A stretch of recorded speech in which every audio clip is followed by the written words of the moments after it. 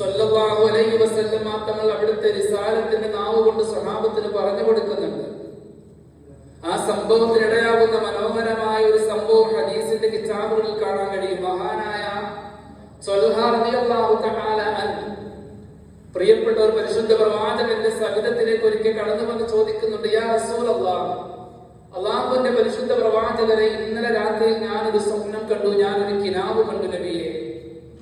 എന്റെ പ്രിയപ്പെട്ട രണ്ട് കൂട്ടുകാർ നാളെ അള്ളാഹുവിന്റെ മഹ്ശറ വിധാനത്ത് വെച്ച് അള്ളാഹുവിന്റെ സ്വർഗീയ ലോകം പുൽകാൻ കാത്തു നിൽക്കുമ്പോ ആരാണ് രണ്ടുപേർ?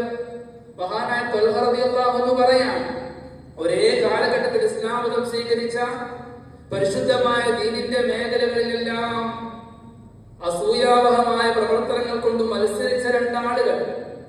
അതിൽ ഒരാൾ അള്ളാഹുവിന്റെ പരിശുദ്ധമായ ദീൻ ഉന്നതി പ്രാപിക്കാൻ വേണ്ടി, പരിശുദ്ധമായ ദീനിന്റെ പ്രവർത്തനത്തിന് വേണ്ടി എണാങ്കണത്തിൽ കിടന്ന് വല്ലാണ്ട് പ്രയാസപ്പെട്ട് യുദ്ധം ചെയ്ത് ഷഹീദ് വരിച്ച, ഉന്നതമായ സ്ഥാനം വരിച്ച ഒരാളാണ്.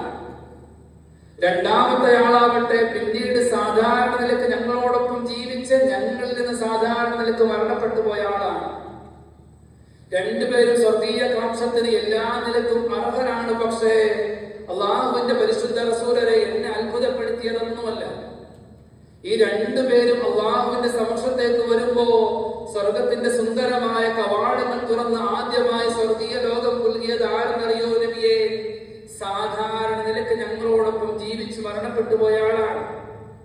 രണ്ടാമത്തെ ആളാവട്ടെ, മറ്റൊരാളാവട്ടെ അള്ളാഹുവിന്റെ ദീൻ ഉന്നതി പ്രാപിക്കുന്നതിന് വേണ്ടി രണാങ്കണത്തിന്റെ യുദ്ധഭൂമിയിൽ അഹോരാത്രം പ്രയാസപ്പെട്ട് യുദ്ധം ചെയ്ത് ഷഹീദ് വരിച്ച് ഉന്നതമായ സ്ഥാനം വരിച്ച വ്യക്തിയാണ് രണ്ടാമത്തെ ആളെന്ന് പറഞ്ഞപ്പോ ഹബീബായ സയ്യിദുനാ റസൂലുള്ളാഹി സ്വല്ലല്ലാഹു അലൈഹി വസല്ലം തങ്ങൾ അബൂ തൽഹയോട് പറഞ്ഞു, യാ അബൂ തൽഹ, യാ അബാ തൽഹ, ഖദ് മകസ ഹാദാ ബഅദഹു സന.